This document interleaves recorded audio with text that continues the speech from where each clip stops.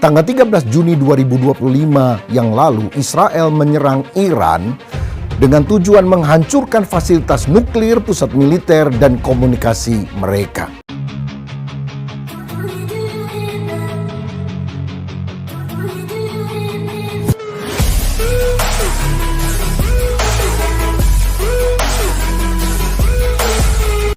Shalom sahabat Evata Kebenaran. Senang sekali bisa bertemu kembali dengan sahabat di channel ini.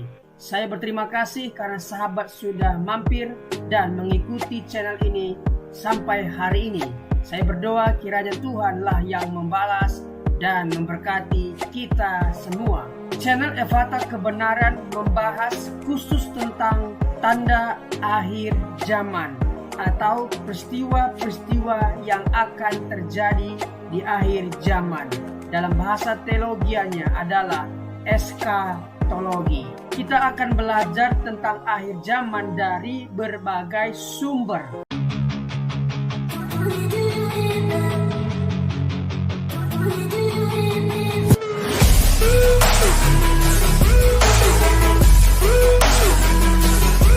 Shalom saudara sekalian, senang sekali saya Pendeta Rubin Adi Abraham bisa menjumpai Anda dalam ibadah ini. Dan hari ini saya akan menyampaikan topik yang penting, Perang Israel versus Iran, tanda kedatangan Mesias makin dekat. Tanggal 13 Juni 2025 yang lalu, Israel menyerang Iran dengan tujuan menghancurkan fasilitas nuklir, pusat militer, dan komunikasi mereka.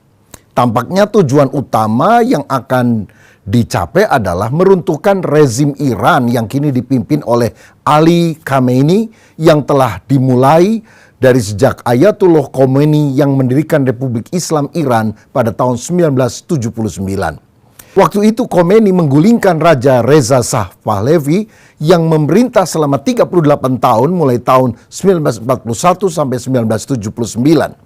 Kini pada tahun 2025 ketika ketegangan politik terjadi, anak Raja Pahlavi pada waktu dulu itu menyerukan agar rakyat Iran mendukung runtuhnya rezim Islam Iran pada hari ini. Nah saudara sekalian, perang Israel-Iran ini merupakan eskalasi signifikan dari ketegangan yang telah berlangsung secara lama. Tahun lalu misalnya 13 April tahun 2024 secara tiba-tiba Iran menyerang Israel dengan 300 rudal, drone, dan lain-lain. Tanggal 19 April 2024 kemudian Israel balik menyerang Iran termasuk menembaki kota Isfahan, pusat pembuatan nuklir Iran.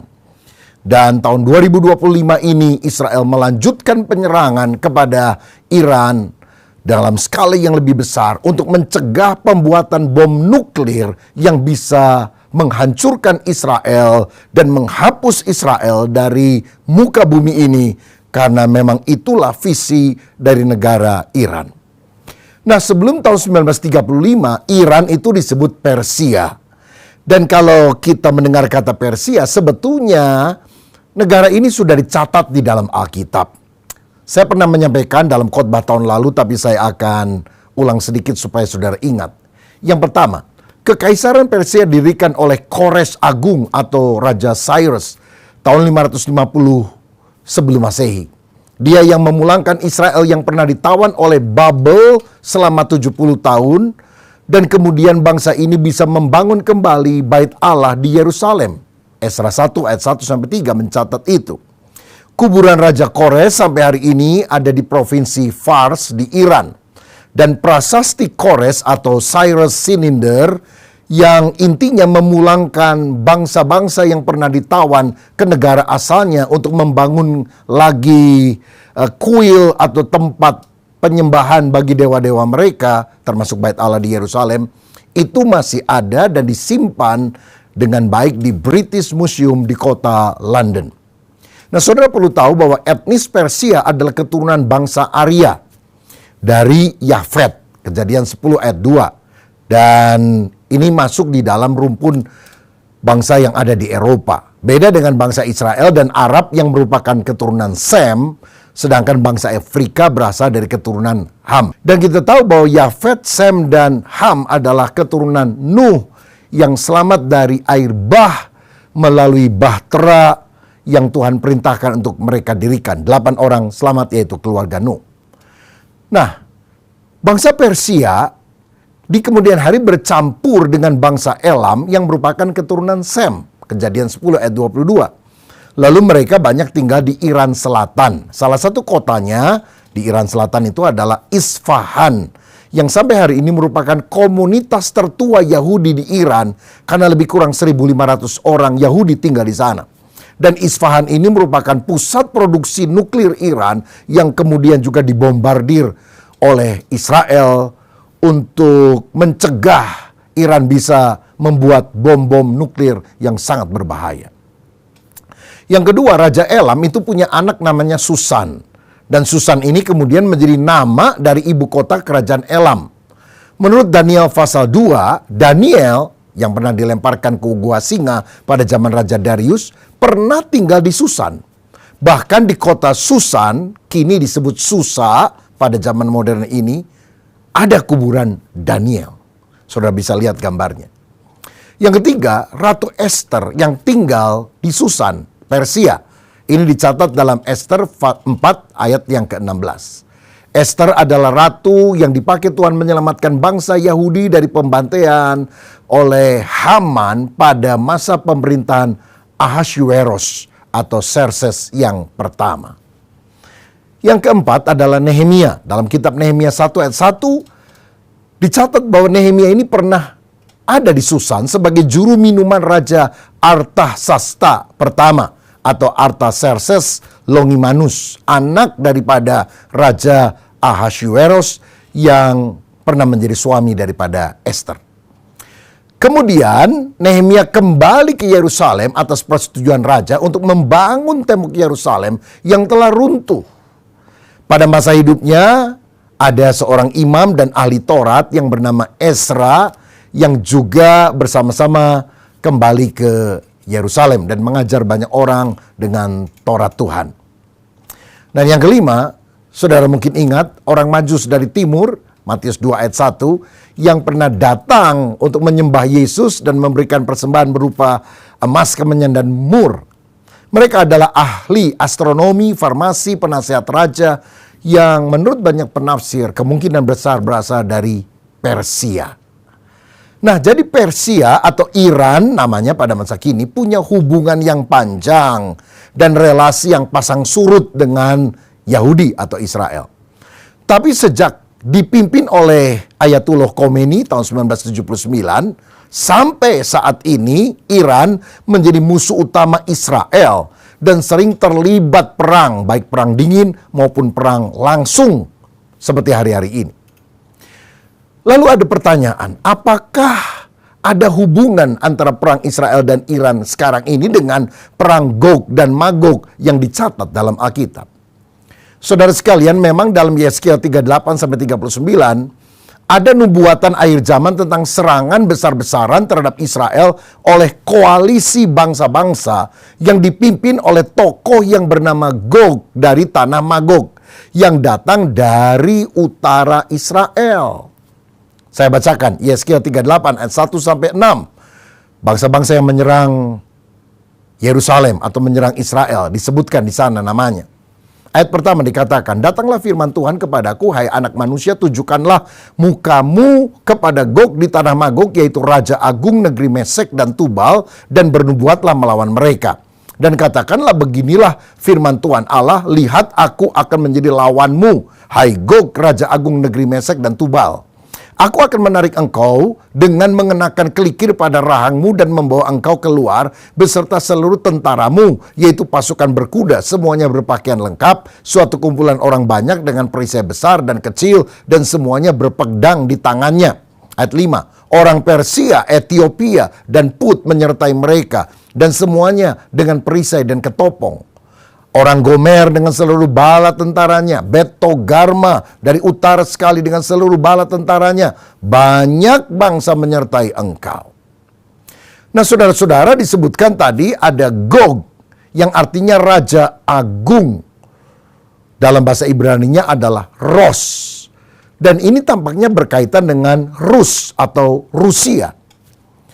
Lalu Magog, Mesek, dan Tubal menurut tafsiran modern adalah negara bekas jajahan Uni Soviet, misalnya Kazakhstan, Uzbekistan, dan sebagainya.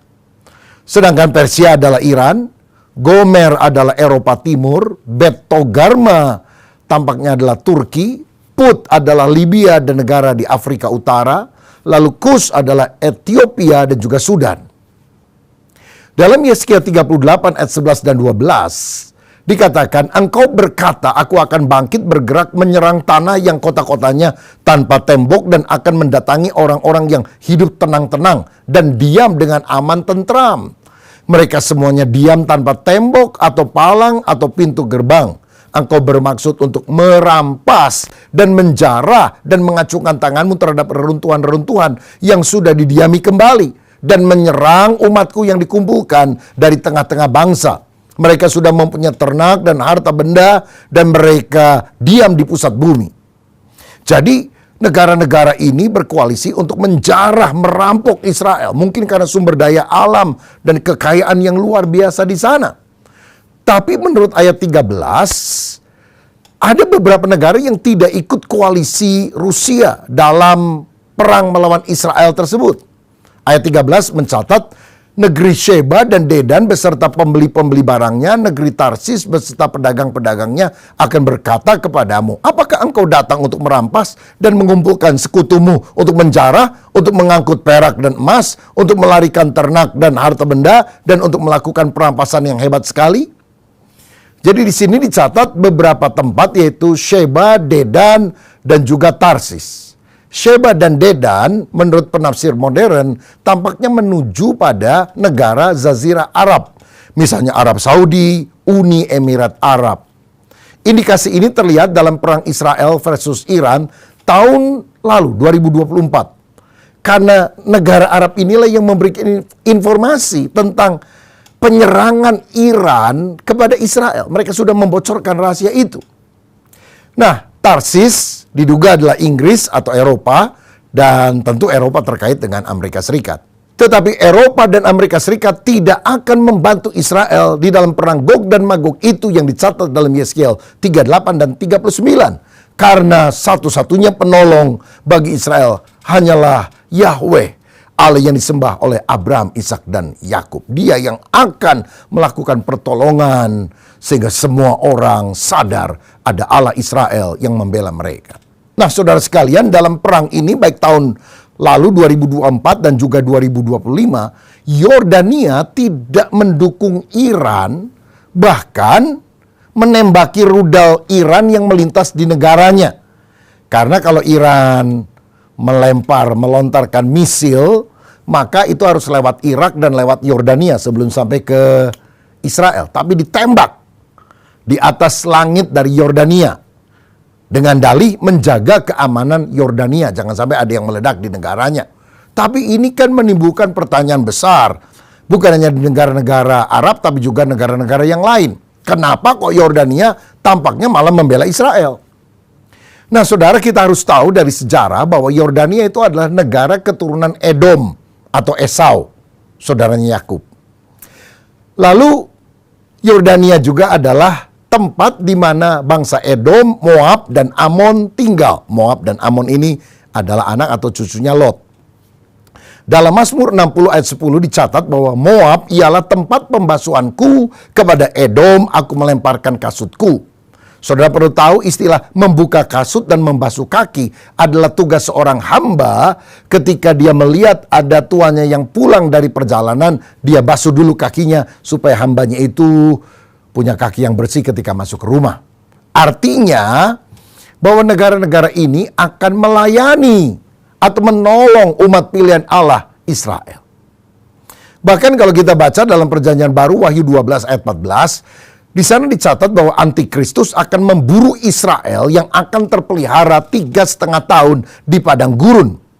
Menurut penafsiran, kemungkinan tempat di mana Israel dipelihara di padang gurun adalah di Petra, Yordania. Karena di dalam Daniel 11 ayat 40-41 dicatat tentang adanya raja utara dan selatan yang menyerbu tanah permai, yaitu Israel. Tapi kemudian tanah Edom, Moab, dan Amon, yaitu Yordania, akan terluput. Jadi kemungkinan Rusia dan sekutunya berkolaborasi dengan negara-negara selatan, negara Arab dan juga Afrika, mendesak, menjepit Israel, tapi Yordania tidak bisa ditaklukkan. Nah, memang ada beberapa penafsir yang mengatakan bahwa ini sudah pernah terjadi ketika Raja Antiochus dari Yunani menyerang Israel, tapi kemudian dia tidak bisa menguasai Edom, Moab, dan Amon, yaitu Yordania. Namun ini akan terjadi lagi di akhir zaman ketika si antikristus memerintah dan dia akan menaklukkan Israel, tapi Yordania akan luput. Maka orang Israel tampaknya akan melarikan diri dan terpelihara 3,5 tahun di daerah Yordania, mungkin di Petra. Saudara sekalian, perlu diingat bahwa menurut Alkitab Allah telah memberikan tanah Israel lebih kurang 4.000 tahun yang lalu seperti yang dia janjikan kepada Abraham. Musa kemudian membawa Israel keluar dari negeri perbudakan Mesir. Lalu Yosua penerus Musa yang berhasil membawa masuk Israel ke tanah Kanaan sekitar tahun 1400 sebelum Masehi. Di kemudian hari Daud menjadikan Yerusalem sebagai ibu kota Israel sekitar tahun 1000 sebelum Masehi atau kira-kira 3000 tahun yang lalu. Namun karena dosa yang dilakukan oleh umat Israel, mereka juga yang berteriak-teriak untuk menyalibkan Yesus. Mereka terusir dari tanah perjanjian pada tahun 70 Masehi ketika Jenderal Titus dari Roma menyerahkan orang Yahudi ke berbagai bangsa di dunia. Sehingga sejak itu umat Yahudi menjadi diaspora tersebar-sebar kemana-mana. Nah, sekitar abad yang ke-7 bangsa Arab datang dan menguasai tanah itu, tanah Kanaan, tanah Israel. Tapi di abad 20 setelah Perang Dunia Pertama dan kemudian disusul Perang Dunia Kedua, bangsa Israel yang terserak ke seluruh dunia itu kembali lagi ke tanah perjanjian yang Allah pernah janjikan kepada Abraham. Dan tanggal 14 Mei tahun 1948 mereka memproklamirkan kemerdekaannya sebagai respon terhadap resolusi Dewan Keamanan Persatuan Bangsa-Bangsa yang pada tahun 1947 membagi Palestina menjadi dua, untuk orang Yahudi dan untuk orang Arab. Namun sejak itu konflik panjang selalu terjadi antara Israel dan negara-negara Arab hingga masa kini. Nah, saudara-saudara, apakah perang Israel dan Iran tahun ini 2025 adalah perang Gog dan Magog? Ini pertanyaan penting. Saya jawab, belum tentu. Walaupun demikian banyak pengamat nubuatan menganggapnya sebagai cikal bakal atau pendahuluan atau pemicu dari nubuatan tentang Gog Magog yang tercatat dalam Yeskiel 38-39. Mengapa? Karena Iran atau Persia sangat aktif terlibat pada perang sekarang ini. Rusia dan Turki terlibat secara geopolitik di kawasan. Sedangkan Israel berada dalam posisi tertekan tapi tetap bertahan. Nah, perang Gog Magog kalau terjadi harus melibatkan Rusia dan negara sekutunya secara langsung dalam penyerangan kepada Israel. Namun Gog akan dihancurkan langsung oleh campur tangan Allah secara supranatural. Dengan apa saja? Gempa bumi yang besar, hujan, batu, api, penyakit, dan juga tampaknya ada konflik antara negara-negara koalisi itu karena tidak sepakat, tidak bersatu. Ini sudah bisa teliti dalam Yeskiel 38 ayat 19-22. Nah, ketika Gog atau Rusia dan sekutunya menyerang Israel, Alkitab mencatat Tuhan akan menghukum Gog. Yeskiel 39 ayat 6. Mayat mereka akan dikubur 7 bulan. Yeskiel 39 ayat 11 dan 12. Lalu senjata Gog akan dibakar selama 7 tahun. Yeskiel 39 ayat 9. Dan semuanya ini terjadi bukan karena Israel ditolong Amerika, Eropa, atau negara-negara yang lain. Tetapi karena Allah Israel, Yahweh, yang menolong sendiri Israel dengan cara yang supranatural. Sehingga kita melihat kalau perang Gog Magog itu terjadi, kehancuran akan terjadi untuk Rusia dan sekutunya. Jadi perang Iran Israel sekarang, apakah ini perang Gog dan Magog? Menurut saya belum tentu. Tapi ini bisa menjadi prolog, pendahuluan atau cikal bakal dari perang Gog-Magog yang akan terjadi di akhir zaman. Nah, dalam kronologi umum nubuatan akhir zaman, banyak interpretasi menempatkan perang Gog-Magog ini terjadi sebelum atau di awal masa 7 tahun tribulasi atau masa kesusahan yang diakibatkan oleh si Antikristus. Sedangkan perang Harmagedon terjadi di akhir dari masa 7 tahun tribulasi ini, di mana bangsa-bangsa menyerang Israel dan Yesus akan datang kembali dari sorga untuk menghentikan perang itu. Wahyu 16 dan 19. Jadi kalau secara sederhana perang Gog-Magog itu Israel dijepit bangsa-bangsa utara dan selatan, sedangkan nanti perang Harmagedon sekian tahun kemudian, lanjutan dari perang Gog-Magog, Israel akan dijepit oleh negara-negara barat dan negara-negara timur termasuk China. Menariknya, penyerangan Israel ke Iran tahun 2025 ini diberi nama Operasi Am-Kalevi atau Rising Lion, singa yang bangkit, yang diambil langsung dari kitab Bilangan pasal 23 ayat 24 yang berkata, "Lihat, suatu bangsa yang bangkit seperti singa betina dan yang berdiri tegak seperti singa jantan yang tidak membandingkan dirinya sebelum ia memakan mangsanya dan meminum darah dari yang mati dibunuhnya." Ini adalah nubuat daripada Bileam, sebetulnya dia bukan nabi Israel asli, yang diminta oleh Balak, raja Moab, untuk mengutuki Israel. Dan Balak memberikan upah yang sangat besar kepada nabi Bileam. Ini nabi mata duitan, saudara. Tapi ternyata Bileam dalam tuntunan Tuhan tidak bisa mengutuki Israel, malah sebaliknya memberkati Israel. Saudara sekalian, nubuatan tentang the rising lion atau singa yang bangkit ini menggambarkan kekuatan, keberanian, dan kemenangan bangsa Israel seperti singa muda yang mengaum dan mengalahkan musuh-musuhnya. Am-Kalevi atau rising lion ini bicara sebetulnya tentang Levi itu singa betina. Dan ini bicara tentang suatu bangsa yang bangkit seperti singa betina. Jadi Israel will rise, akan bangkit melawan musuh-musuhnya. Yang kedua, di ayat itu ada tulisan, bukan hanya ada singa betina, tapi ada singa jantan. Dari kata Ibrani ari atau aryeh. Jadi kita bisa lihat, auman singa betina akan membangunkan singa jantan yang adalah mempelainya atau suaminya untuk datang menolong singa betina itu di dalam peperangan. Nah, ini tentu profetis, nubuatan. Siapa yang dimaksudkannya? Singa betina melambangkan Israel. Dia mengaum membangkitkan singa jantan, yaitu Mesias. Dalam bahasa Ibrani, Mesias artinya yang diurapi untuk menjadi raja. Dalam bahasa Yunani, Mesias disebut sebagai Kristus.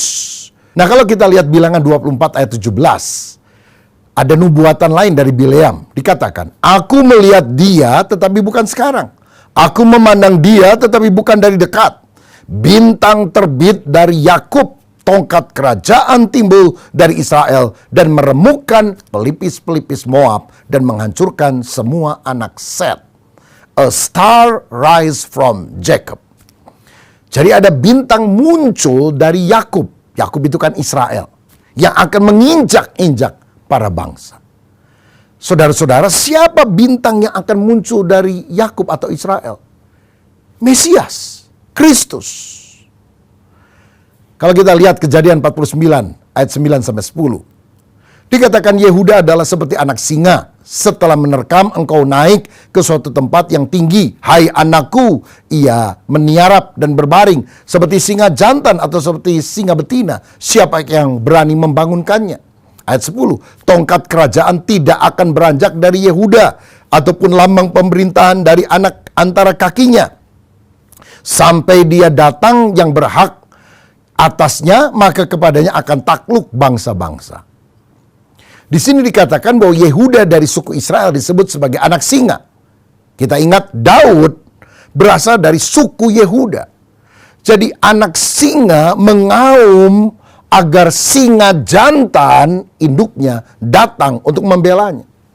Jadi siapa yang dipanggil oleh anak singa ini? Mesias. Karena dalam Wahyu 5 ayat 5, firman berkata, lalu berkatalah seorang dari tua-tua itu kepadaku, jangan engkau menangis, sesungguhnya singa dari Yehuda, yaitu tunas Daud, telah menang, sehingga ia dapat membuka gulungan kitab itu dan membuka ketujuh materainya. Siapakah dia, singa dari Yehuda, tunas Daud? Yesus Kristus, Mesias yang dijanjikan. Saudara perlu tahu sampai hari ini, orang Yahudi itu tidak percaya bahwa Yesus adalah Mesias. Mereka masih menantikan Mesias, tapi bukan Yesus. Dan pada masa kini di Israel lebih banyak orang beragama Yahudi, Yudaisme, dan Islam dibandingkan dengan orang yang beragama Kristen. Tapi melalui pertolongan Yahweh pada perang Gog dan Magog yang dibuatkan Alkitab, ada banyak orang Yahudi akan bertobat dan percaya bahwa Mesias yang mereka nantikan sebetulnya adalah Tuhan Yesus Kristus. Dalam Wahyu 7 ayat 4-8, di sana disebutkan ada pertobatan 144.000 orang Israel. Yaitu dari setiap suku Israel ada 12.000 orang. Kali 12 suku, 144.000. Ada yang menafsirkan ini secara hurufiah, walaupun saya lebih suka memandangnya secara simbolis. Artinya semua orang Yahudi yang ditentukan untuk selamat dari antara mereka akan percaya kepada Yesus Kristus. Oh saudara, apa yang terjadi hari-hari ini adalah peristiwa yang sudah lama dicatat dalam Alkitab. Dan kita bisa menjadi saksi sejarah dari apa yang Allah sedang kerjakan di akhir zaman. Sebagai penutup, mari persiapkan diri karena kedatangan Tuhan sudah semakin dekat. Tinggalkan dosa, perkara-perkara duniawi. Hidup benar, berjaga-jaga seperti 5 gadis bijaksana yang menyiapkan minyak dan pelita agar selalu menyala. Yang kedua, perbanyak doa agar masa anugerah keselamatan masih diberikan dan kita makin giat memberitakan Injil. Doakan agar Israel dan Iran bisa berdamai dan negara-negara lain seperti Rusia, Korea Utara, China, Eropa, Amerika dan sebagainya tidak terseret dalam perang ini. Sebab jika mereka terseret, maka perang Gog dan Magog dan disusul dengan Harmagedon segera akan dialami oleh umat manusia. Dan itu sangat menyengsara, sangat menakutkan. Yang ketiga, pahamilah nubuatan akhir zaman yang tercantum dalam Alkitab. Sehingga kita yakin Alkitab itu akurat, benar, tidak mungkin salah. Sehingga kita selalu mengandalkan Tuhan yang telah menyampaikan pesan kebenaran kepada kita. Saya berdoa, melalui peristiwa yang kita lihat pemberitaannya di sosial media, di layar kaca, kita tahu ini adalah tanda bahwa kedatangan Mesias, Yesus Kristus, sudah amat sangat dekat. Maka kita harus segera bangun dari tidur rohani. Hidup berkenan kepada Allah. Kalau mau bertobat sekarang, kalau mau dibaptis sekarang, kalau mau melayani sekarang, kalau mau hidup sungguh-sungguh kepada Tuhan sekarang, jangan tunda waktu lagi. Karena tidak lama lagi Tuhan Yesus segera datang. Siapa hari ini di antara saudara yang mau berkata, Tuhan, biar aku bisa membaca tanda zaman dan aku bersiap-siap. Kerohanianku makin hari makin bertumbuh. Dan kalau engkau datang pada hari yang kau tentukan, aku siap. Aku diangkat menjumpai engkau. Aku tidak ditinggalkan dan mengalami sengsara antikristus. Siapa yang mau mempersiapkan diri menyambut kedatangan Kristus, mari taruh tanganmu di dada. Kita mau berdoa.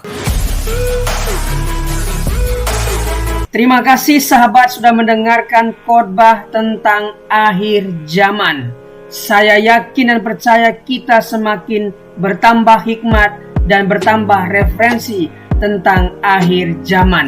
Channel ini dibuat secara sadar untuk mengumpulkan pembahasan tentang akhir zaman, nubuatan tentang akhir zaman, agar kita punya satu channel membahas khusus tentang kejadian-kejadian di akhir zaman. Para pembicaranya juga dari berbagai interdominasi, baik dari Protestan, karismatik, Katolik, dan berbagai pendeta di seluruh Indonesia, tentunya yang membahas tentang akhir zaman.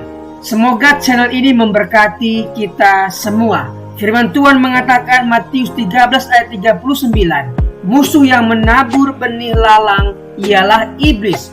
Waktu menuai ialah akhir zaman, dan para penuai itu malaikat. Matius 22:23-24. Pada waktu itu, jika orang berkata kepadamu, lihat, Mesias ada di sini, atau Mesias ada di sana, jangan kamu percaya, sebab Mesias palsu dan nabi-nabi palsu akan muncul, dan mereka akan mengadakan tanda-tanda yang dahsyat dan mujizat-mujizat, sehingga sekiranya mungkin mereka menyesatkan orang-orang pilihan juga. 1 Tesalonika 4 ayat 15-16. Ini kami katakan kepadamu dengan firman Tuhan, kita yang hidup, yang masih tinggal sampai kedatangan Tuhan, sekali-kali tidak akan mendahului mereka yang telah meninggal. Sebab pada waktu tanda diberi, yaitu pada waktu penghulu malaikat berseru dan sangkakala Allah berbunyi, maka Tuhan sendiri akan turun dari sorga, dan mereka yang mati dalam Kristus akan lebih dahulu bangkit. Matius 24 ayat 24. Karena itu berjaga-jagalah, sebab kamu tidak tahu pada hari mana Tuhanmu datang. Matius 26 ayat 64. Jawab Yesus, engkau telah mengatakannya, akan tetapi aku berkata kepadamu, mulai sekarang kamu akan melihat Anak Manusia duduk di sebelah kanan yang Maha Kuasa dan datang di atas awan-awan di langit. Tuhan akan menjemput kita di langit, dan kita akan datang menyongsong Dia di langit, sampai nanti kita akan memerintah di kerajaan 1000 tahun. Tuhan Yesus memberkati. Mari kita berdoa. Tuhan, terima kasih buat pemaparan firman Tuhan tentang akhir zaman yang disampaikan oleh hamba-Mu yang luar biasa ini. Berkatilah hamba-Mu ini, pelayanan, keluarga, setiap pekerjaan yang dia kerjakan dibuat Tuhan berhasil dan beruntung. Kami yang mendengarkan firman ini berterima kasih Tuhan, karena kami semakin bijaksana menambah referensi baru tentang akhir zaman. Apa yang harus kami lakukan menjelang akhir zaman? Tentunya harus mendekatkan diri, melekat dengan Tuhan, sehingga ketika waktu itu tiba, kami diangkat dan bersama-sama dengan Tuhan di langit dan akan memerintah di kerajaan 1000 tahun nantinya. Terima kasih Tuhan, demi nama Yesus. Amin.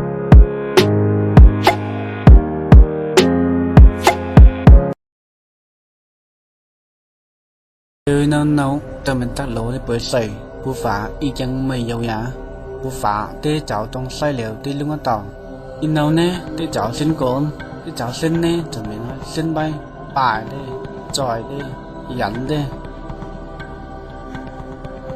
coi à mày tu xin nào muốn tới lịch xa tán tê nè cháu ngạo mày mòn chùi bù phá ao tê đọc lên nó tê cháu khai sĩ sẽ coi cha xin nào mà bài đi bây giờ cho mình cha xin nêu bên ngoài với bài sa tan nhà bù phá cho mình không hay nào như vậy mình đi luôn tàu thằng này bây giờ đi tập sa tan và cha xin vào cái một bù phá bay cho bên phần ăn bay tối lầu càng thì pay mà thằng pay mặt bây ăn xây dựng cái lầu mình phần play mà nè cho chơi miền bù phá cháu bù phá nè đi dùng cho vần mà cháu ăn xây dựng cái lầuวันใดจัดเตี้ยจะอยู่ไหนเตี้ยเจ้าเพี้ยนำมากูต้องใส่ตูต้องใส่แต่ไปจะใจเหม็นเตี้ยเจ้าเหลวไปเตี้ยกูทันอีกไงไหนเตี้ยจะไอ้หญิงเตี้ยมันเจ้ากันผู้ชายแนวกันไม่ยังแนวเตี้ยเจ้ากันมาเนี่ยจะเจอกันไปป่ายเตี้ยกูcần phải lấy phải cô nên xây giải kỹ bây giờ bù phá tới chỗ cháu ăn xuân neo cần nhậu cái xây mà cho mày qua yêu tiền cha ăn xuân cây này mày có mà nè mình ban này lại bù phá chỗ sang cần nhà có mà cây mình chân kín nào mà ngày tôi này kín tôi này cho ngày thay bây giờ in đâu cần và bù phá hô xí trong xây cần quay mấyวันnè tu pay tu satani pada kang ni tiจะเขานั่งเรามาไปลกกันหยาปุฟ้าติดลาแบบตัวนี้กินหยาซ้อมมาตอนเด็กกัน soi tim hát rồi nè thế nào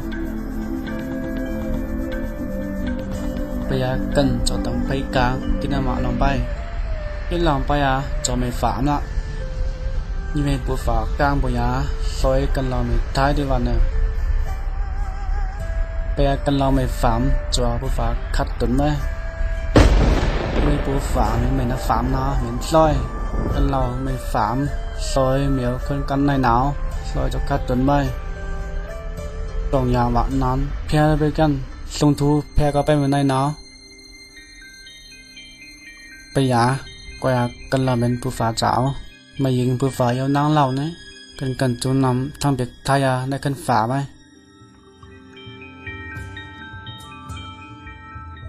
ซอยกันเราอย่างย้อนเลยกาได้เปิดใส่หาอะไรกันจูไปหันนั้นจะใส่จังไปป่ายเหมียวมาไปจ่อยต้องใส่ยาlà ai tộc liền cho có phần bê hạt trong biểu âm na cần bù phá bay coi á mà giải cần lão hạt bể hạt cho mình nay cần năng phá được bài não bù phá và cần lão tòng lỏng và năm bê căn miêu không căn này nào coi á bù phá níที่ยันใจหันนิ้นกันnhư vậy cần lão mình aiยิงได้มาเจ้าเปียได้จะให้อีหลอกตอกเต้เยซูร้อนใส่ยาไก่มาเจ้าฟามกันlão bây giờ ý tế cần lâu cho mày ngày ngủ nhìn với Giêsu lâu mà hát khá lỗi cần lâu Giêsu với liệu nó cháu phạm cần lâu cho ngài thái yêu xì xì cha ní ông lúc thế mà sao phạm cần lâu bay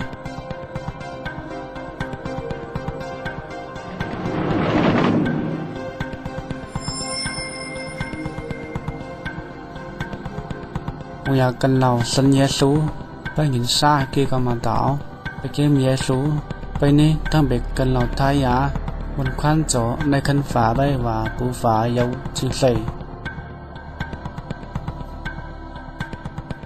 บางอย่างมีสัญญาสิเรานี่มีท้ายยาเนี่ยจะไปเกี่ยวไพ่ไปที่ไต่ฟุ้งเหมือนไต่ต่อยปูฝาเจ้าตีปอยไพ่ซอยบางอย่างกันเราไม่ไปเกี่ยวเมียสูหนาวมีตั้งหวังเขาปูฝาปั๊มเขาเยซูก้าวหนาวไปป่ายไพ่ไปเกมไพ่จะลองปีไปโยโฮโยคัมวางกันเราเก็บเมียสูนี้กันเราทายาจนในคันเตียงฝาไปอีไว้เยซูจะใจต้องกองเนาะไปกันเทียบค่าเราต่อแนวขึ้นไปในทางปูฝาตั้งหน้าบางอย่างตัวสัญญาสูนี้จนในกันฝาไปว่าผู้ฝ่ายนายเอาจึงใส่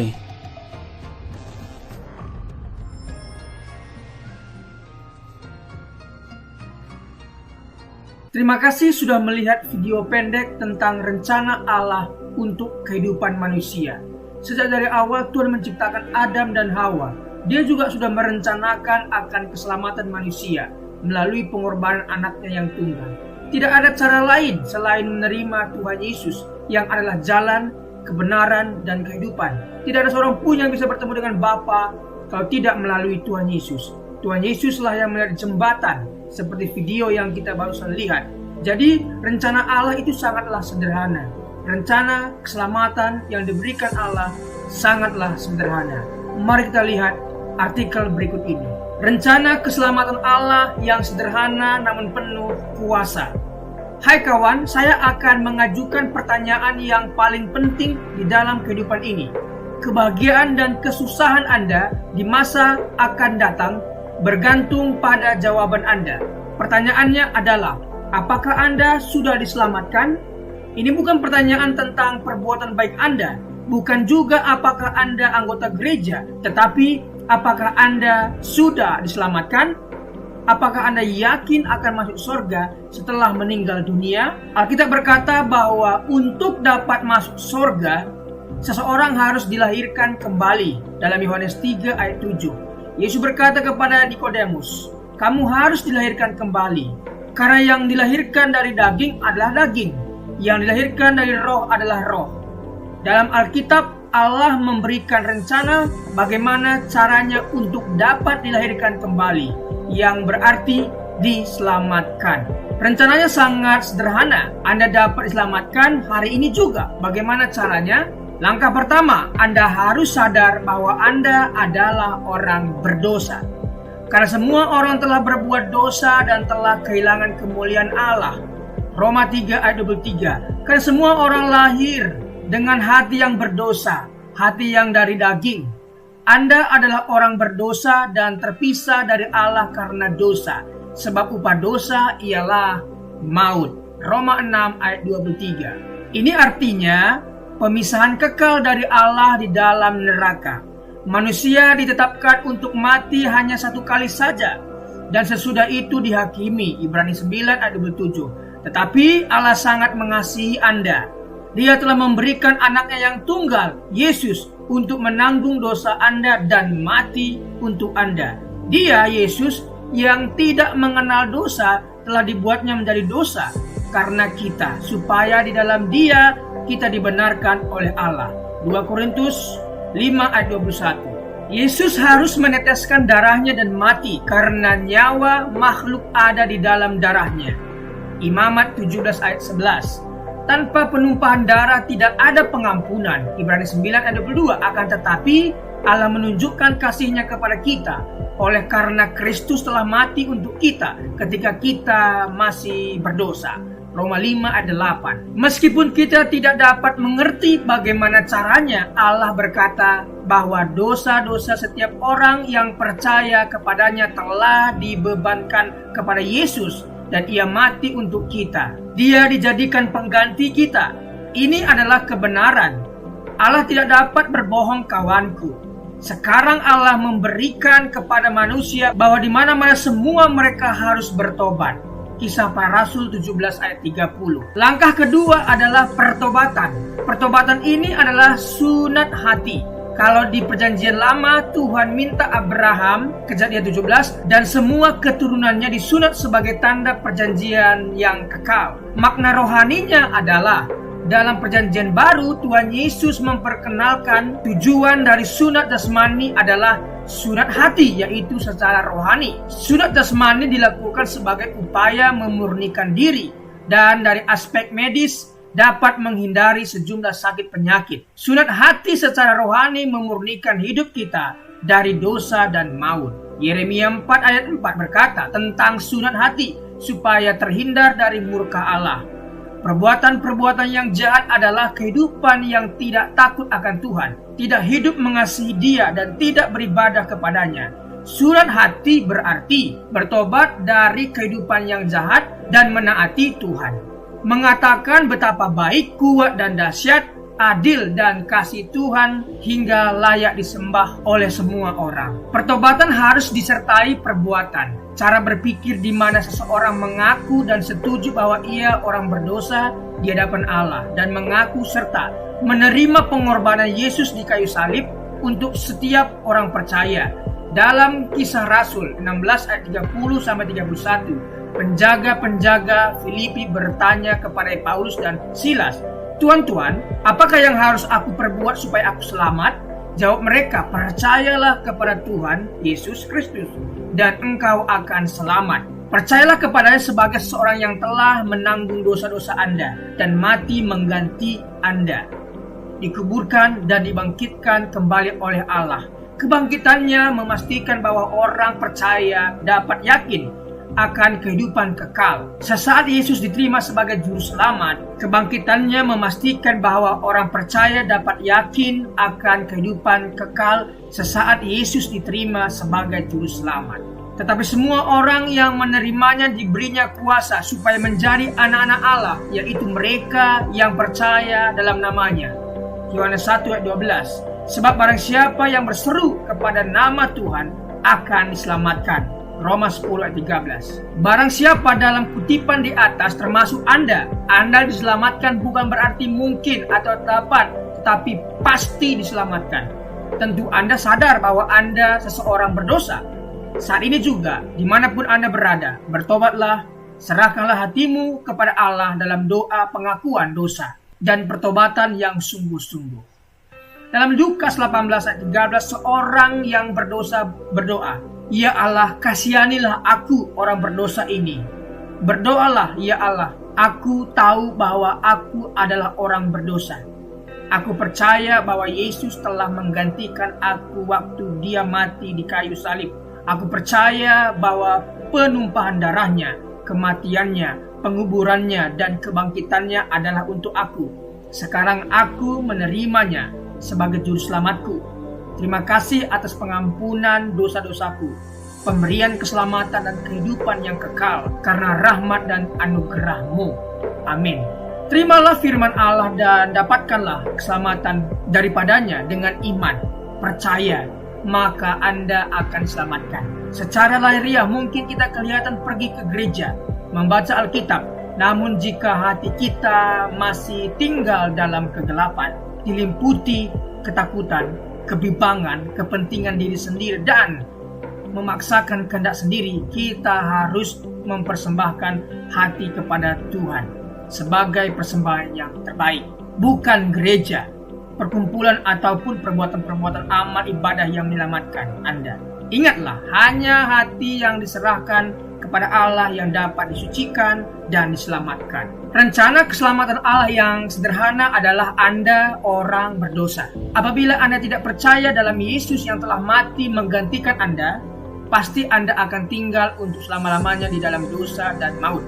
Jika Anda percaya kepadanya sebagai juru selamat yang telah disalibkan, dikuburkan, serta dibangkitkan, Anda menerima pengampunan atas segala dosa dan karunia keselamatan kekal karena iman.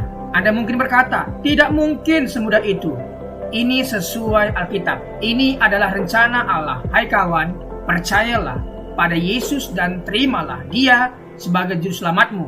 Hari ini juga, kalau rencananya masih belum jelas bagi Anda, bacalah tulisan ini berulang-ulang tanpa berhenti sampai Anda mengerti jiwa Anda lebih berharga daripada seisi dunia ini. Apa gunanya seseorang memperoleh seluruh dunia tetapi ia kehilangan nyawanya? Markus 8 ayat 36. Marilah serahkan hatimu kepada Tuhan sebagai persembahan yang hidup, kudus, dan sukarela. Anda harus benar-benar pasti akan keselamatan pribadi ini. Apabila Anda kehilangan jiwa, Anda akan kehilangan surga dan kehilangan segala-galanya. Percayalah dan biarkanlah Allah selamatkan Anda saat ini juga. Kuasa dan kasih Allah akan selamatkan Anda. Tetapkan hati Anda dan perubahan cara pandang memungkinkan Anda untuk hidup sebagai orang Kristen yang selalu menang atas pencobaan. Pencobaan-pencobaan yang kamu alami ialah pencobaan-pencobaan biasa yang tidak melebihi kekuatan manusia, sebab Allah setia dan karena itu Ia tidak akan membiarkan kamu dicobai melampaui kekuatanmu. Pada waktu kamu dicobai, Ia akan memberikan kepadamu jalan keluar sehingga kamu dapat menanggungnya. 1 Korintus 10 ayat 13. Jangan bergantung pada perasaan Anda. Perasaan itu selalu berubah. Berdirilah pada janji-janji Allah. Janji-janji Allah tidak pernah berubah. Setelah Anda selamat, ada 3 hal yang perlu dilakukan setiap hari untuk pertumbuhan iman.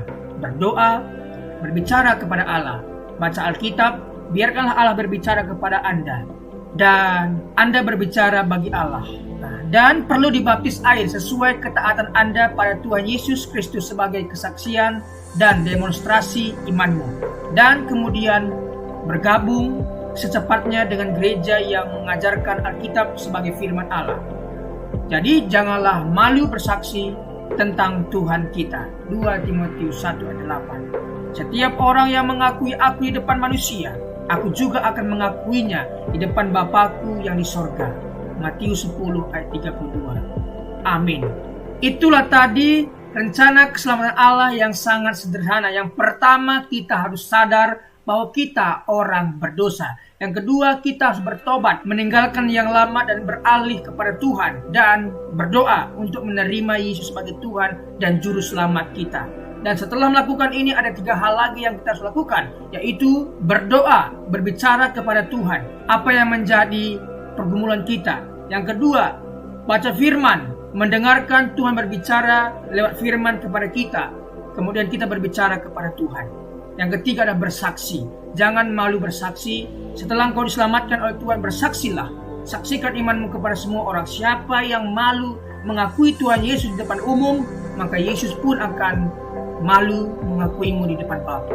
Jadi saksikan kuasa keselamatan yang Tuhan berikan kepadamu. Terima kasih, Tuhan Yesus memberkati.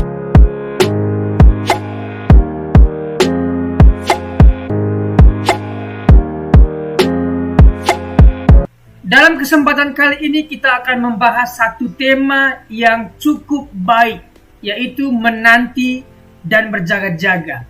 Bagaimana sikap orang percaya ketika menanti dan berjaga-jaga akan kedatangan Tuhan yang kedua kali. Mari kita baca Lukas 21 ayat 25 sampai 36. Saya percaya kita sudah membacanya. Oleh karena itu, mari kita lanjutkan.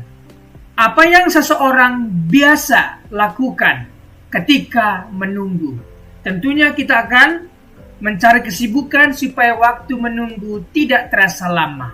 Kesibukan di sini pun bukan hal-hal yang tidak menguntungkan Tuhan, tetapi kesibukan yang menguntungkan Tuhan dan menguntungkan diri kita di masa depan, yaitu berbuat sesuatu yang baik untuk Tuhan.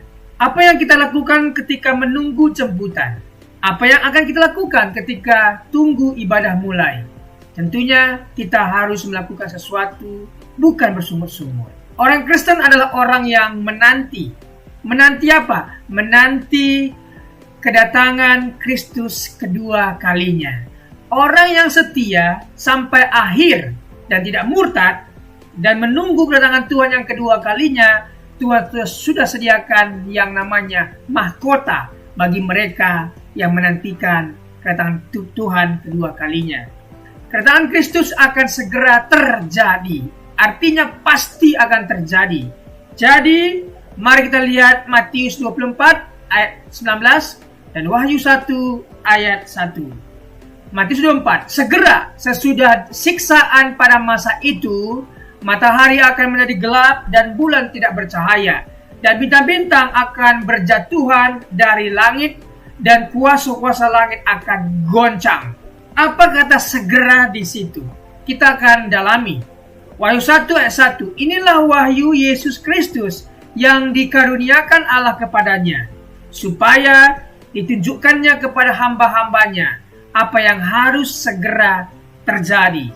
Makna segera bukan menunjuk 5 menit lagi, segera seperti guru, dosen mengatakan kepada siswa atau mahasiswanya, segera kumpulkan. Bukan itu. Tetapi segera di sana, kedatangan Kristus yang segera berarti, pertama, pasti terjadi. Itu pasti terjadi, Alkitab sudah mencatat dan pasti terjadi.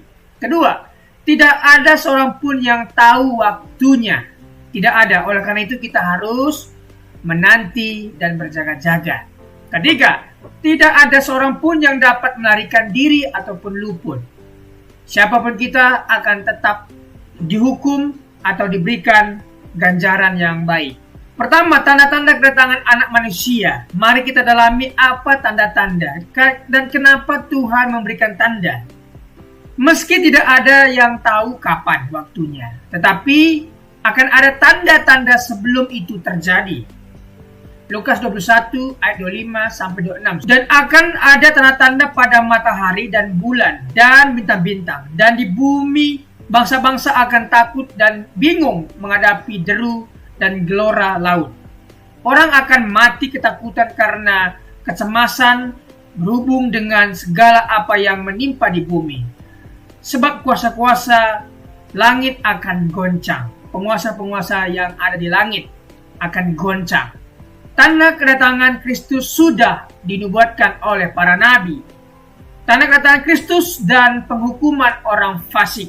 Bisa dibaca Yesaya 13 ayat 9 sampai 11. Sungguh hari Tuhan datang dengan kebengisan, dengan gemas dan dengan murka yang menyala-nyala, untuk membuat bumi menjadi sunyi sepi dan untuk memunahkan daripadanya orang-orang yang berdosa. Sebab bintang-bintang dan gugusan-gugusan di langit tidak akan memancarkan cahayanya.